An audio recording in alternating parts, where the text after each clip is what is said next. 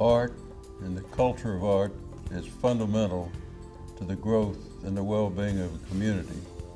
As you start back in prehistoric times, we saw scratching on the stones which indicated that people were interested in art.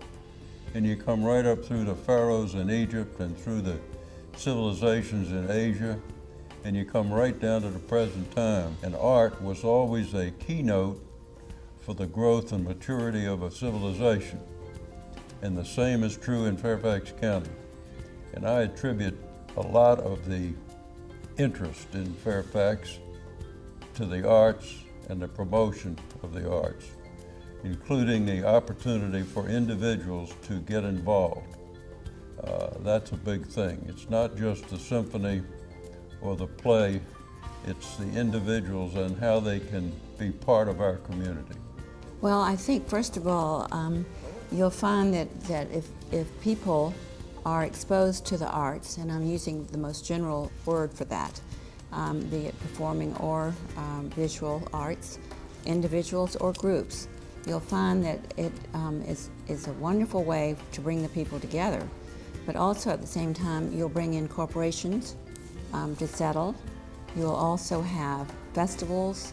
You'll bring in tourism. And I think that the people who live there are very proud of what they do.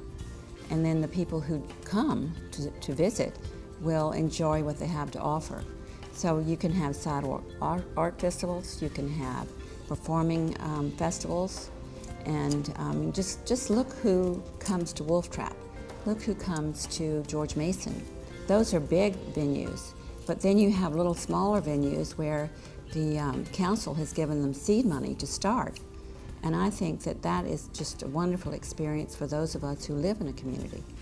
But it was really critical to our county that we began to create some cultural activities. I can remember Ms. Panino, who was a great supporter of the symphony, was the one that got Jinx and me involved in the symphony. She urged us to attend a concert, and I think that was probably back in the late 70s.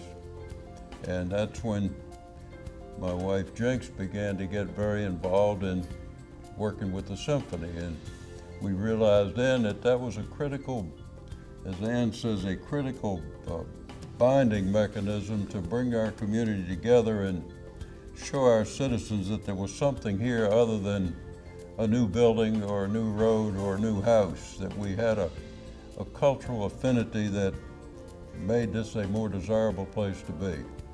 And that's the thing that the Arts Council has promoted vigorously and effectively for the last 25 or 30 years.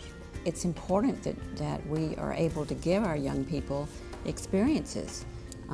And so I don't know how that can be done except through foundations, supports from foundations and individuals, corporations. I think the public dollar is being stretched about as far as it can go. So I think it's very important that we make these things available to our communities.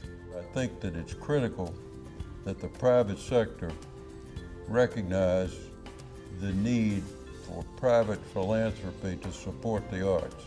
It cannot be a government-sponsored operation.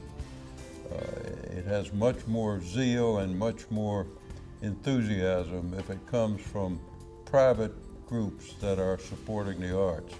And that's why we are so pleased to participate in the luncheon today and urge that private philanthropy come forward to support the arts.